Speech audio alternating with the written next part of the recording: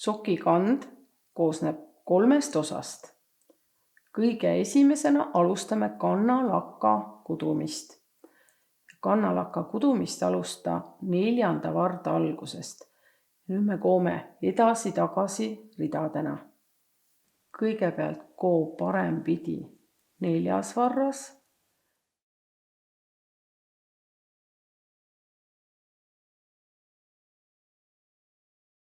Nüüd jääb 1 varras üle, selle võib kõrvale tõsta ja samale vardale parempidi ka esimese varda silmused. Nüüd on kõik kannalakka silmused ühel vardal ja töö algusots jääb selle varda keskele. Edasi keera töö teisipidi ja alusta tagasi kudumist.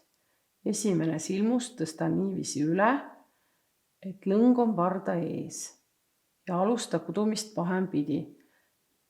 Lõng tõsta varda ette, varras pista tagant poolt ette poole, haara varda otsaga lõng ja too see silmusest läbi. Püüa pahempidised silmused kududa sama tihedalt kui parempidised, siis ei tule kand liiga hõre.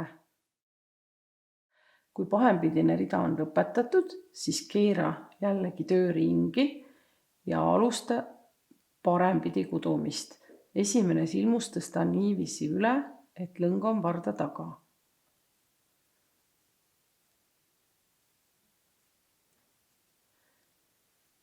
Nüüd jätkagi nii kudumist paremalt poolt parempidi ja töö tagumiselt poolelt pahempidi. Kui kannalakk on juba parajalt pikk, siis saad selle õiget pikkust mõõta külje pealt. Murra kannalakk oma algusest 2 korra ja kannalakka sobiv pikkus on nii, et see on võrdne 1 varda silmuste laiusega. Murra siis kannalakk siit maha ja kui see ulatub siia lõpuni, siis on õige pikkus käes.